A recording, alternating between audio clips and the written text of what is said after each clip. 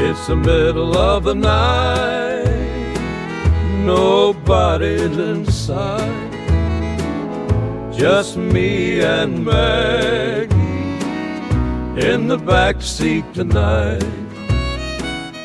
So I won't talk too long about this episode of The Walking Dead, Dead City. I think it's very dull, this show right now. I mean, season 1 had its moments, but I just feel like we're just treading water in season 2, and it's just like the same basic conflict extended into another season. They're really just like dragging it out, you know, squeezing water from a stone.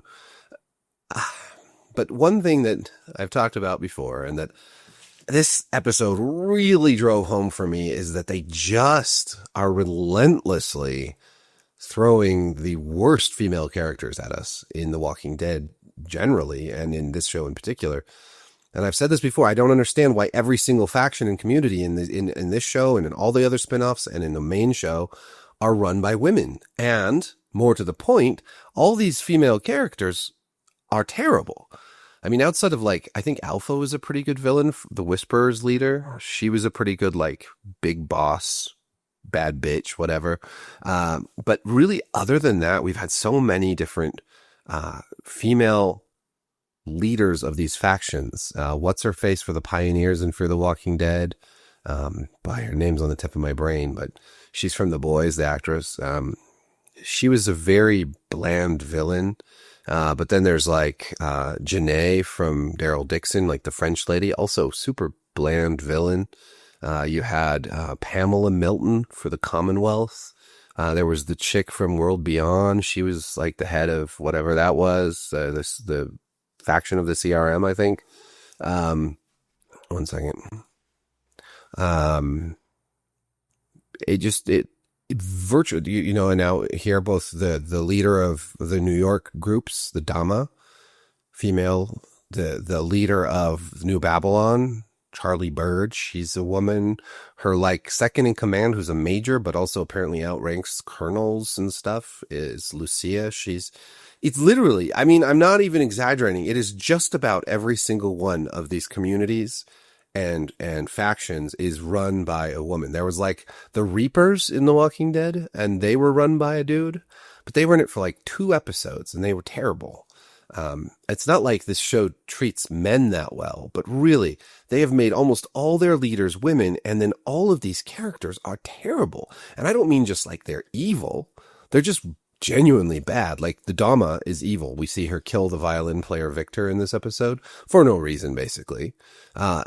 And it's just like the most mustache twirling cartoon villain, cliched bullshit you've ever seen.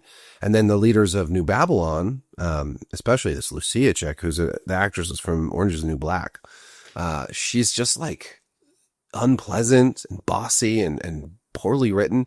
And I'm just thinking, like, it's like they have this idea. They're like, oh, we need to be like progressive and shit. So we're going to make all the leaders, girl bosses. We're going to make them all female. You know, the women are in charge in the apocalypse. And I've said this before, but it makes no sense. It makes no sense as a society falls and collapses and we're, you know, run by warring factions. You would actually very rarely see women in charge, because we return to state of nature, to violence. You would have generally like violent men in charge. I mean, that's just the way it goes. We've made great leaps and bounds towards a better and more equitable world where women have rights and can vote and can have careers. And I think that's all wonderful. But if we had a zombie apocalypse and had all this all these factions and like communities that were warring with each other, that would not last. And it feels like they've taken this idea, this unrealistic idea of like trying to be progressive and have all the women in charge, but then they haven't done any of the legwork to actually write good characters for these women. So you just have these generic, bland, obnoxious female characters in charge of everything. You know, and you compare that to like the governor, right? The governor was a really compelling villain, right? He seemed all nice on the outside. And then he had all these dark secrets and predilections. And, Negan, I really didn't like Negan at first. And he grew on me when the show started to get better again, because 7 and 8 were just so bad. But at least the guy had interesting characteristics, his Bat Lucille and the weird shit he'd say, as annoying as it was.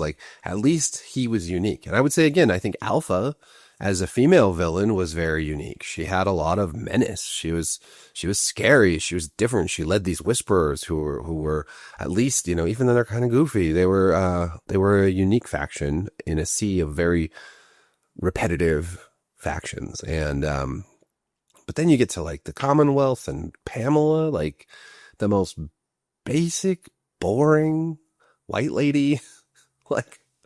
Why? Who is this character? Why is she? And then it would be one thing if it was just a little more variety. And I think that's the main thing. It's not that I don't even care if some of the leaders are women and some of them are men, but it gets to this point where it's they are all women. I want variety. Can we just have variety?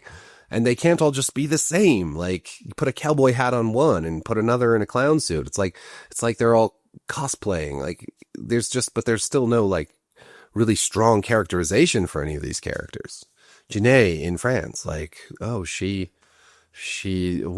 was it that made her an interesting character? There really wasn't. She was just evil, just generically evil, running zombie experiments and I don't know, it just gets really old. And this episode, they're going to take the ferry over to New Babylon, going to take a ferry over to New York to attack the bad guys, and Maggie warns them it's a trap, and they're like, no, you're dumb, we're going anyways, we're not going to listen to you. And it's just the most they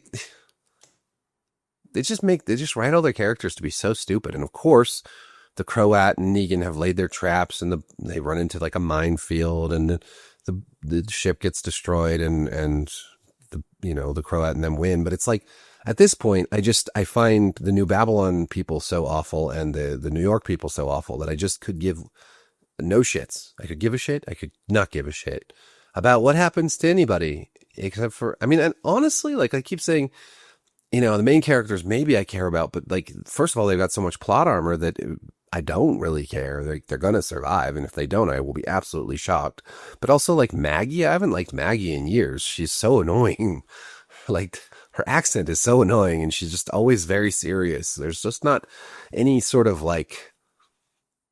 there's nothing beyond her just constant serious melodrama bullshit. And Negan is okay, but haven't we had enough Negan at this point? Honestly, Maggie and Negan's story was wrapped up kind of nicely at the end of The Walking Dead proper, and now they've just dragged it back out another undead story, and it doesn't work, and I don't care. I don't care. They could both die, and I wouldn't care. So literally every character in this show could die in the next episode, and I wouldn't care.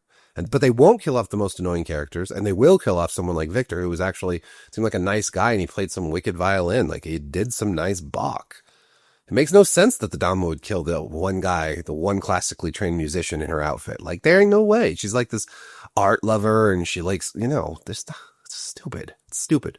They do this in all the shows. They killed Isabel off in Daryl Dixon. They killed Nat off in The Ones Who Lived. Any character where you're oh, I like this character. That in the next episode, motherfucker is gonna die. So, the show sucks. What can I say? I don't know. I was hoping it would be better, but it's just been pretty rotten this season. So, thank you for watching. Let me know what you think of Dead City down below, and subscribe, and the notification bell. Peace. In the back seat tonight, she says, I need that man, the one you call Lucille. And from here on out, it's a loving that we feel. It's a loving that